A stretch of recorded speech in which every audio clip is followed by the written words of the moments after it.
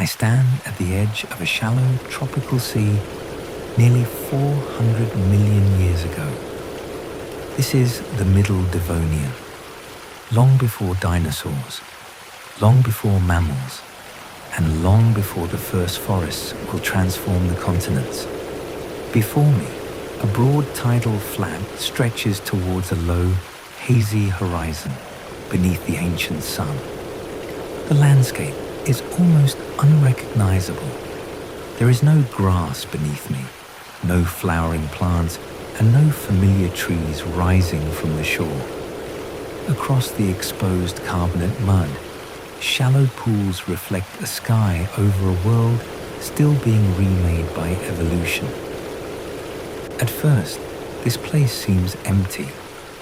The most complex life I can see belongs largely to the water, where ancient fishes occupy warm coastal shallows.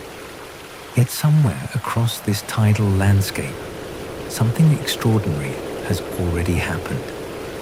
I lower my gaze towards the wet surface beneath me. Pressed into the soft sediment are a series of distinct impressions. They are footprints. These marks are not the trails of worms or the tracks of an arthropod. They were made by a vertebrate with 4 limbs and digits. A tetrapod has passed through this place.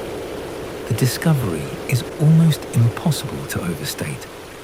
For generations, the transition from fish to 4-limbed vertebrates seemed to belong to a later chapter of the Devonian.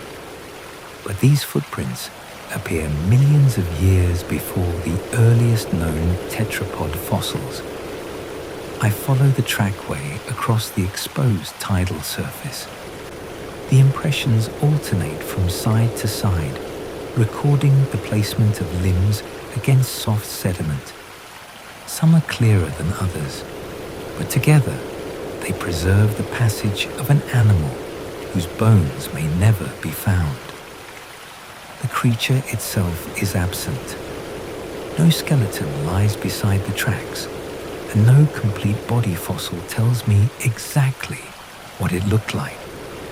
The identity of the track maker remains unknown. I can only read the evidence it left behind. The impressions indicate limbs capable of supporting and positioning the body against the substrate. Most remarkably, some preserve evidence consistent with distinct digits. This is not simply a fish-shaped body resting in the shallows. It is an animal belonging to the great evolutionary lineage of 4-limbed vertebrates.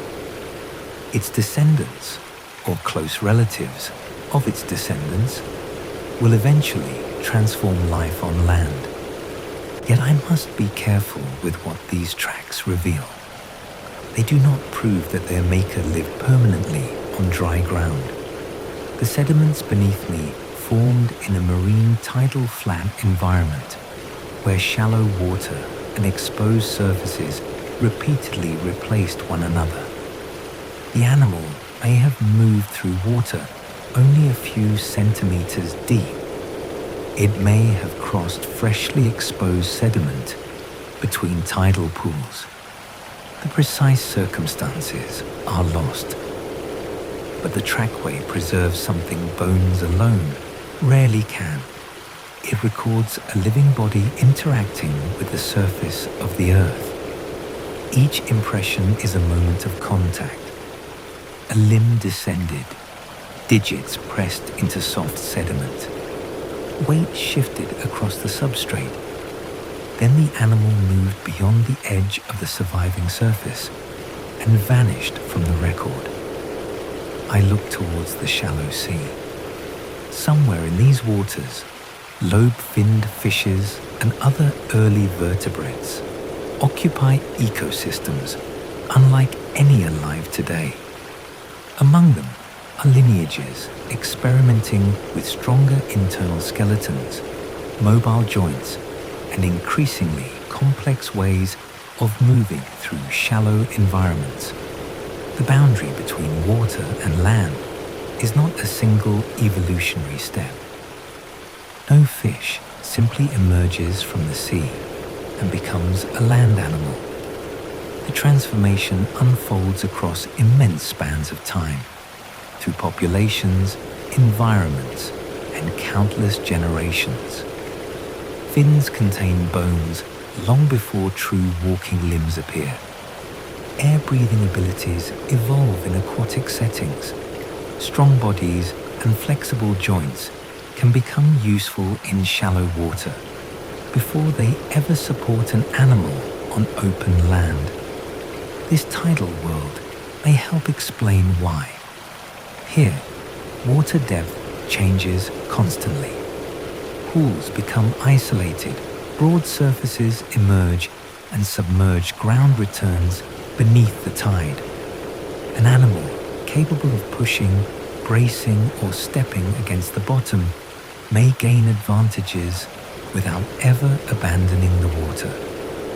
I move closer to one of the impressions. The sediment around it is fine enough to preserve subtle changes in pressure. What survives is not the animal itself, but the physical consequence of its body meeting the ground.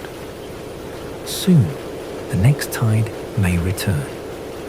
New sediment can settle across these marks. Layer by layer, burial may protect a few impressions, while countless others disappear forever. Over geological time, the sediment will harden into rock. Continents will shift, seas will close, and mountains will rise, where these tropical shallows once existed. Nearly 400 million years later, the ancient surface will reappear in what is now Poland. And when human eyes finally recognize these marks, they will challenge a familiar evolutionary story. The footprints are older than expected. They suggest that tetrapods existed, while forms traditionally placed close to the fish to tetrapod transition were still part of the world. Evolution was not a neat procession from one famous species to the next. The true history was branching, overlapping, and far more ancient than the incomplete fossil record once revealed. I continue along the trackway. The maker may have been large compared with many known vertebrates from this stage of the transition. Yet without its bones, any detailed reconstruction would be speculation. The footprints are powerful precisely because I do not need to invent the animal. Its body touched this surface. Its limbs left evidence. For one brief interval, an unknown vertebrate crossed a Devonian tidal flat and altered the mud beneath it. That simple contact changed nothing for the animal. It could not know that the marks behind it would outlast species, seas, and continents. It could not know that one day they would become evidence in one of the greatest stories in vertebrate evolution. The story ahead is immense. Later tetrapods will diversify through wetlands, rivers, and coastal environments. Some lineages will become increasingly capable of supporting themselves beyond the water. Eventually, vertebrates will spread across the continents. From those ancient experiments will emerge amphibians, reptiles, birds, and mammals. Much later, one branch will produce primates. And after almost unimaginable time, human beings will walk across landscapes carrying the same fundamental inheritance of 4 limbs with digits. I stop beside the final visible impressions. Around me, the Devonian tidal flat extends beneath natural sunlight towards the distant sea. The animal that made these tracks is nowhere to be seen, but its absence makes the evidence more powerful. A body can disappear completely. A species can vanish without leaving us a single recognized skeleton. Yet a few depressions in ancient sediment can survive. They tell me that the history of walking began earlier than we once believed. They reveal that the first chapters of tetrapod evolution were already unfolding in environments we did not expect. And they remind me how incomplete the fossil record will always be. I take one final look across the exposed shore. The footprints continue for a short distance, then fade into the ancient surface. Beyond them lies the long future of life on land. For now, there are no dinosaurs here. No birds cross the sky. No mammals move through the vegetation. There is only a tropical tidal flat, an unknown animal, and a trail of impressions pressed into soft sediment. Nearly 400 million years from now, those marks will still remain. The animal is gone. The footprints endure.